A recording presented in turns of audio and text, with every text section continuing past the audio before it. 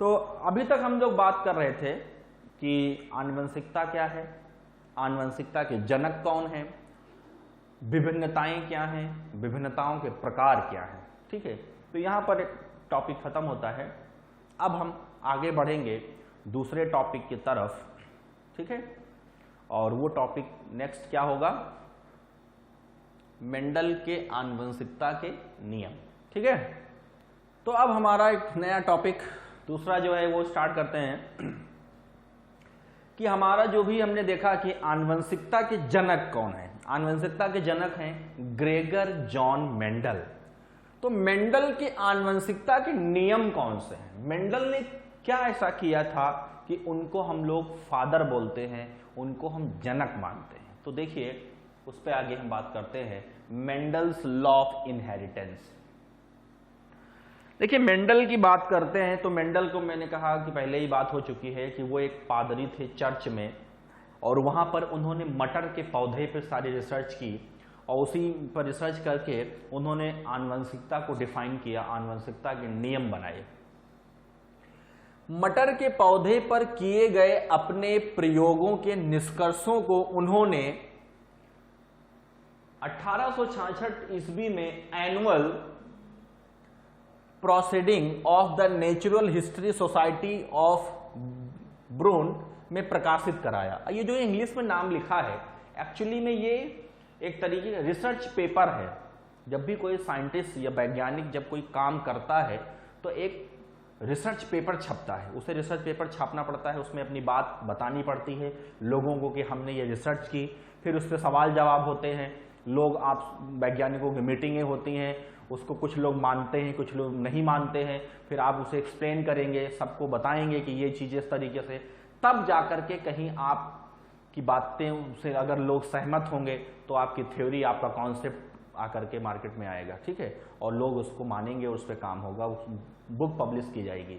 अगर research paper छपने पर उसका विरोध होता है, आप उसे एक्सप्लेन नहीं कर पाते हैं, तो वहीं पर आपके नियम कानून सब खत्म कर दिए जाएंगे। ठीक है, तो वही बात हुई कि इनको ने अपने एनुअल रिपोर्ट में उसको छापा, और परंतु विज्ञान जगत में 34 वर्षों तक इस पर ध्यान ही नहीं दिया गया, क्योंकि जो बात ये कह रहे थे एक्चुअली में ये लोगों को समझा नहीं पा रहे थे। ठीक है, उस समय ये जो दौर था 1866, उस समय अगर आप ये कह दो कि तुम्हारे अंदर जो कैरेक्टर आए हैं वो शरीर के अंदर कोई जीन है जो लेके आता है, तो कोई मानने को नहीं तैयार था, क्योंकि वहां पर उस समय गॉड गिफ्टेड, भगवान की वजह से ये सब कुछ हो रहा है, ये मानसिक पद्धति जो है थी।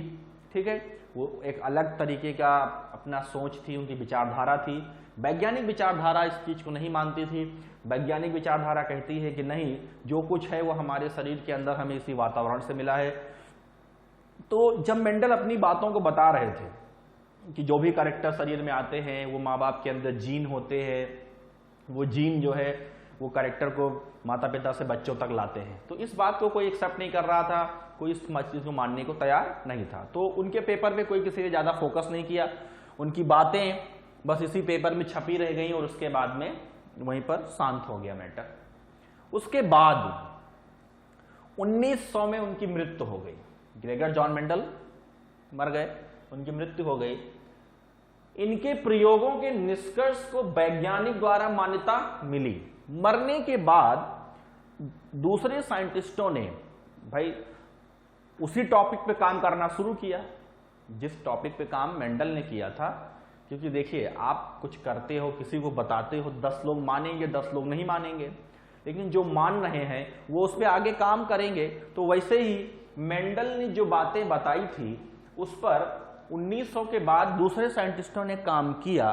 काम करने के बाद देखा कि वाकई में जो मेंडल ने बताया है वो बातें सही हैं। वो चीजें मेंडल जो बता रहे हैं कि जीन होता है, जीन कैरी करता है, फैक्टर्स होते हैं, ये सारी बातें सत्य हैं।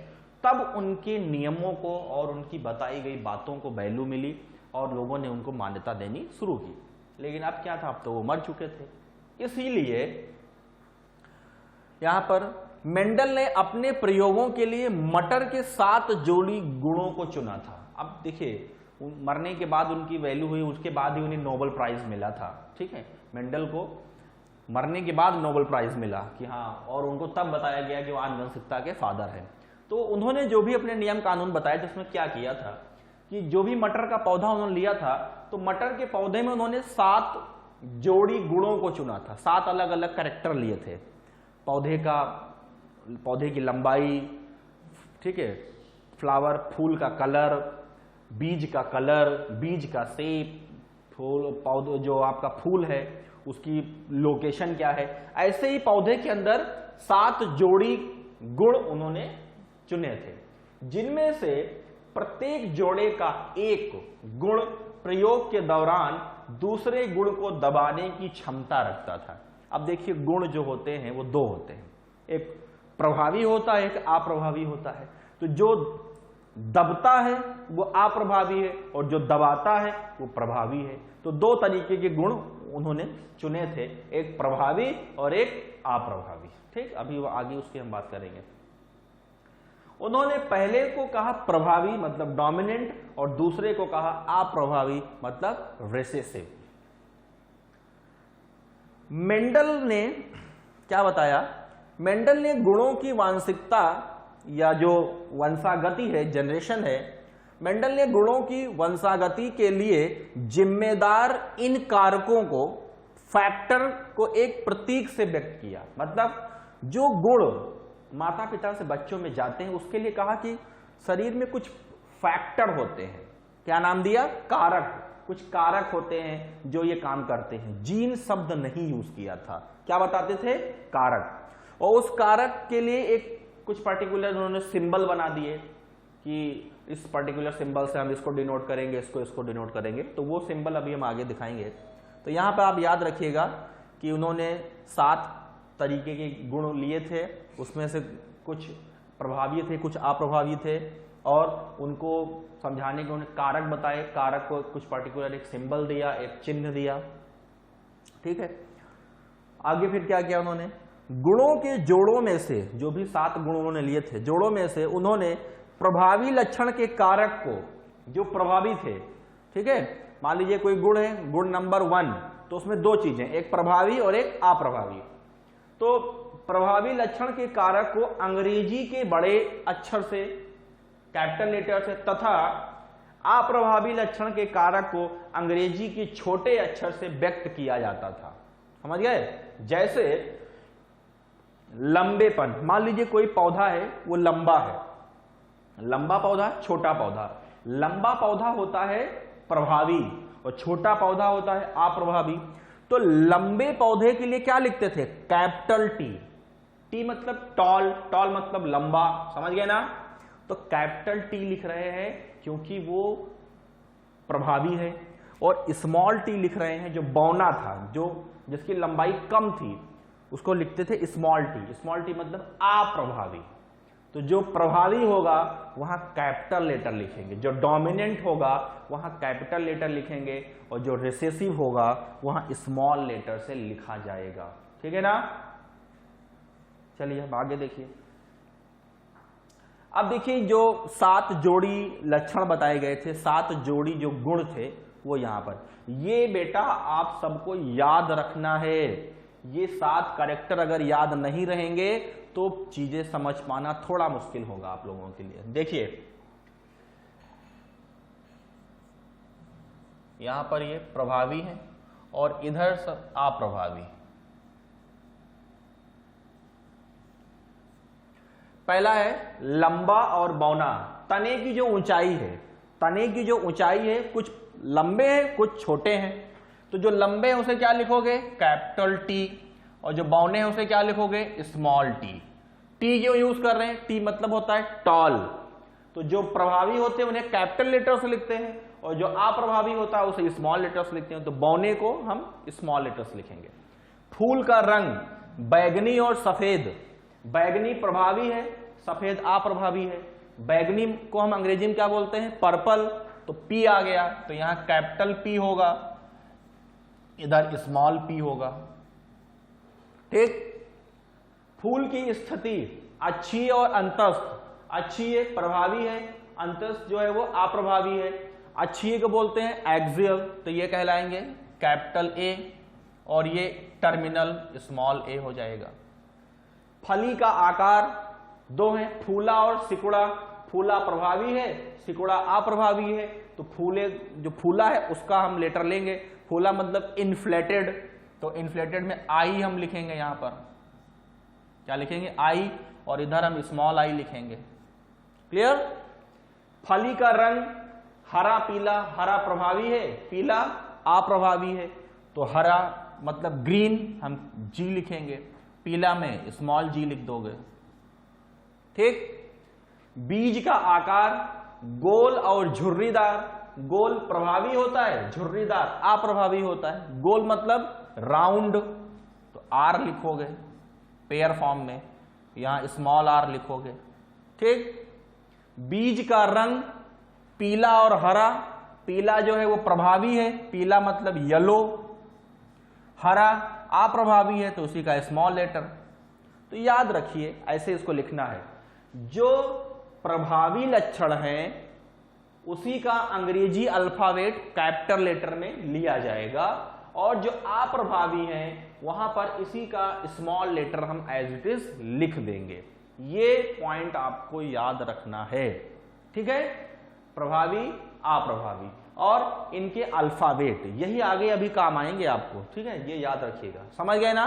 तो 7 जोड़ी लक्षण है, 7 जोड़ी में प्रभावी और अप्रभावी कैरेक्टर उन्होंने सेलेक्ट किए थे, जिसके ऊपर उन्होंने काम किया। किसने? ग्रेगर जॉन मेंडल ने। आगे उन्होंने क्या कहा कि मेंडल के अनुसार प्रत्येक जनन कोशिका में एक ही गुण को व्यक्त करने के लिए 2 कारक या 2 फैक्टर होते हैं। जब ये दोनों कारक समान हो तो इस स्थिति को समयुग्मक, इस स्थिति को समयुग्मक मतलब समयुग्मजी होमोजाइगस।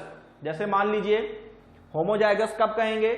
जब समान हो, तथा जब ये विपरीत हो तो इस स्थिति को विषम युग्मजी हेट्रोजाइगस कहते हैं। विषम युग्मजी मतलब हेट्रोजाइगस और समयुग्मजी मतलब होमोजाइगस। ये 2 लक्षण बनते हैं यहां पर। ठीक है। अब देखिए क्या बताना चाह रहे हैं। मेंडल के अकॉर्डिंग जो जनन कोशिकाएं हैं, जनन कोशिकाएं के अंदर एक ही गुण को व्यक्त करने के 2 कारक होते हैं। 2 कारक कौन कौन से हैं? देखिए, पहला मान लीजिए कि एक कारक है जिसमें कैरेक्टर ऐसे लिखा हुआ है कैपिटल टी, या ऐसे लिखा हुआ है स्मॉल टी। दोनों एक जैसे हैं, यहां दोनों एक जैसे हैं। अगर दोनों एक जैसे हैं तो उसे बोलेंगे समयुग्मजी, होमोजाइगस। या तो कैपिटल लिखोगे या तो स्मॉल, दोनों एक जैसे हैं तो क्या बोलोगे? समयुग्मजी। अगर दोनों एक जैसे नहीं हैं, अलग अलग हैं, जैसे कैपिटल टी और स्मॉल टी इस तरह से लिखा हुआ है, तो ये क्या है? ये विषम युग्मजी है। विषम युग्मजी में एक कैपिटल और एक स्मॉल होता है। समझ रहे ना? तो याद रखिए, जनन कोशिका में एक ही गुण को व्यक्त करने के 2 कारक, एक सम युग्मजी जिसमें दोनों समान होते हैं और एक विषम युग्मजी जिसमें दोनों समान नहीं होते हैं। तो ठीक है, होमोजाइगस एक जैसे, हेट्रोजाइगस अलग अलग। ठीक है, ये चीज है यहां पर। ये क्लियर है? चलिए आगे बढ़ते हैं। इतनी बातें बताने के बाद अब मेंडल जो भी उन्होंने अपने एक्सपेरिमेंट किए थे उसको आगे किस तरीके से बढ़ा रहे हैं उस पर हम बात करेंगे। फिलहाल ये आपको ये सारे कैरेक्टर जो हैं वो याद रखने हैं, लक्षण याद रखने हैं। ठीक है।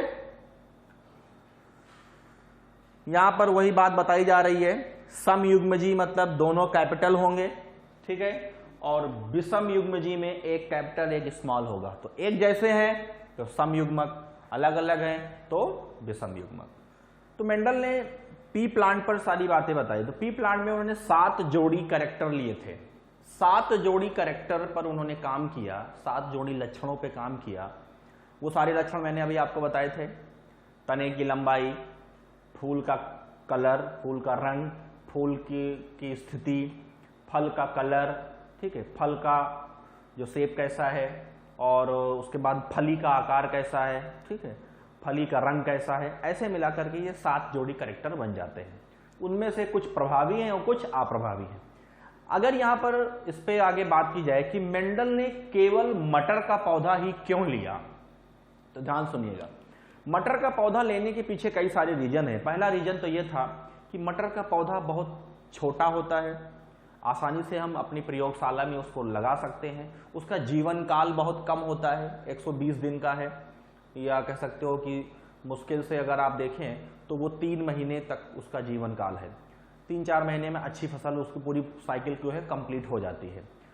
और अगला पॉइंट कि वो बहुत सस्ता सा प्लांट है, इजिली हम उसे जहां से चाहें ला सकते हैं, बहुत ज्यादा खर्चा नहीं आएगा। उसके अंदर बाइसेक्सुअल, मतलब अगर आप देखोगे कि जो भी फ्लावर हैं, जो फूल हैं, उसमें एक ही फूल में नर और मादा दोनों अंग हैं, तो वहां पर क्रॉस या सेल्फ, स्वपरागण या परपरागण दोनों हो सकते थे। तो यहां पर और 7 जोड़ी कैरेक्टर एक ही पौधे में मिलना मुश्किल था।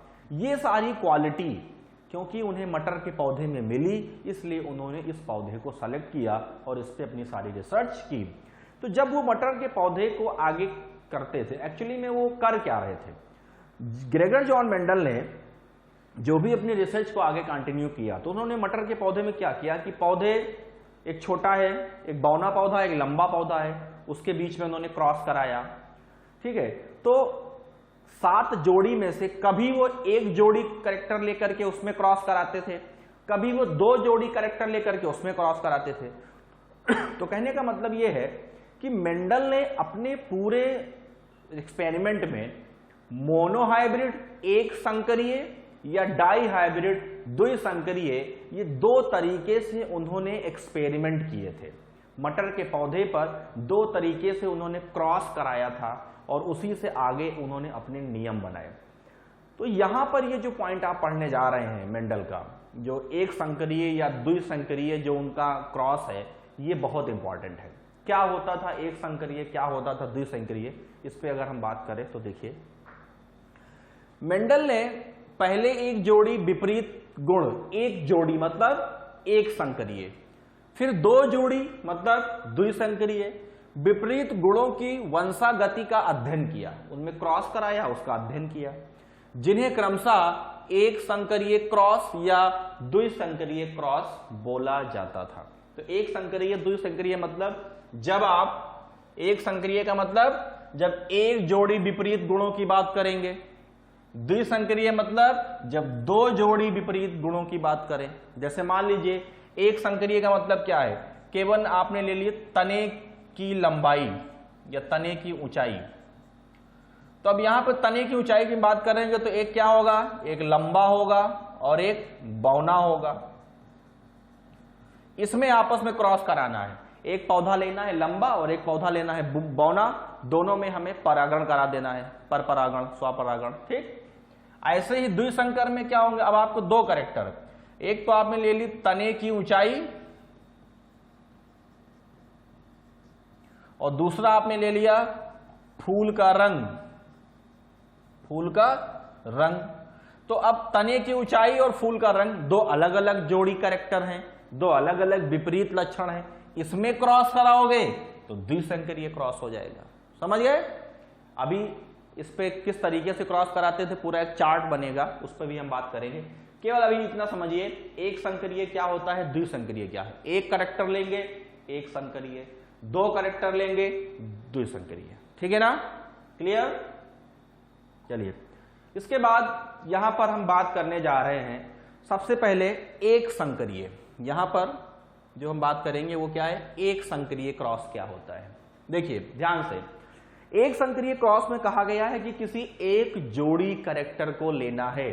अब एक जोड़ी कैरेक्टर देखिए, ये है टॉल और ये है डॉफ, मतलब ये है लंबा पौधा और ये है बौना। ये क्या है, बौना। लंबा और बौना, ये कैरेक्टर कौन सा है, ये तने की लंबाई की बात कर रहे हैं, तने की ऊंचाई या तने की लंबाई की बात हो रही है। ये एक कैरेक्टर लिया उन्होंने, जिसमें प्रभावी कौन था, लंबा, अप्रभावी कौन है? बौना। ये पहले से पता है, हमने लिया। यहां पर हमने गैमीट्स बनाए, ये क्या है? युग्मक। ये क्या बने इनके? यहां पे युग्मक बन गए।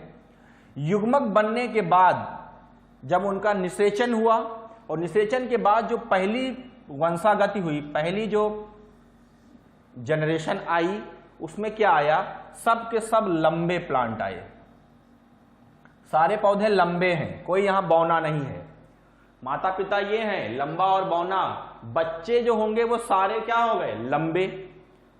अब देखिए यहां पर इसका मतलब है, अगर बच्चे सब लंबे हैं, इसका मतलब लंबा वाला जो लक्षण है वो प्रभावी है, और बौना वाला जो है वो अप्रभावी है। इसका प्रभाव यहां नहीं पड़ रहा है, इसका प्रभाव पड़ रहा है, तो ये प्रभावी हो गया, ये अप्रभावी हो गया। फिर उसके बाद फिर उन्होंने क्या किया कि अब ये बड़े हो गए, ये बन गए पेरेंट, माता पिता ये हो गए।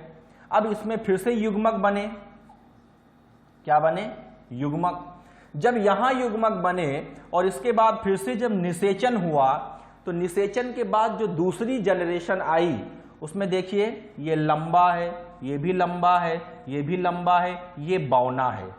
3 हो गए लंबे, 3 क्या हो गए? लंबे, और एक क्या है? बौना। तो बौना वाला जो लक्षण है पहली जनरेशन में अप्रभावी था, दिख नहीं रहा था, दूसरी जनरेशन में वो दिखा। तो इस बात को मेंडल ने एक्सप्लेन किया कि आखिर यहां पर ये कैरेक्टर कहां चला गया था। ये बौना प्लांट यहां गायब है, यहां फिर से आया है। तो इसको उन्होंने बताया कि जो प्रभावी लक्षण होते हैं वो F1 पहली जनरेशन में, पहली पीढ़ी में वो दिखाई देते हैं, या जो लक्षण पहली पीढ़ी में दिखाई देते हैं वो प्रभावी होते हैं। ठीक, दूसरी पीढ़ी में दोनों लक्षण आएंगे, प्रभावी भी आएंगे और अप्रभावी, लेकिन प्रभावी लक्षण ज्यादा होंगे, अप्रभावी कम होंगे। तो यहां देखिए, तो रेशियो क्या निकल के आता है? जीनोटाइप। जीनोटाइप मतलब उनका जीन कैसा है, तो एक 1 to 1। अब देखो ध्यान से, यहां पर ये दोनों कैपिटल टी हैं, ये एक कैपिटल टी एक स्मॉल टी है, ये समयुग्मक है, ये विषम युग्मक है। तो समयुग्मक वाले 1, विषम युग्मक वाले 2, और समयुग्मक वाले अप्रभावी 1। तो रेशियो क्या आया? 1 to 1। फिनोटाइप, फिनोटाइप में क्या है? टॉल और डॉफ, टॉल और डॉफ। तो यहां पर देखो लंबे कितने हैं? 1 2 3, 3 लंबे हैं तो 3 हो गया, और एक क्या है? बौना। तो ये इस तरीके से उन्होंने एक जोड़ी लक्षण लेकर के उसमें क्रॉस कराया। यहां कुछ चीजें इंग्लिश में लिखी हुई हैं, समझना चाहिए, क्योंकि मेंडल के सारे टर्म्स इंग्लिश में ही लिखे गए हैं। ठीक है, अभी हम इसको हिंदी वाले कैरेक्टर में भी दिखा रहे हैं। फिलहाल समझ में आना चाहिए, एक संकरीय क्रॉस में एक पौधा है लंबा, एक बौना है। पहली पीढ़ी में सारे के सारे लंबे, और दूसरी पीढ़ी में 3 से 75% लंबे और 25% बौने पौधे आएंगे। तो इससे क्या निकल के आया कि लंबा वाला पौधा प्रभावी है, बौना वाला पौधा अप्रभावी है।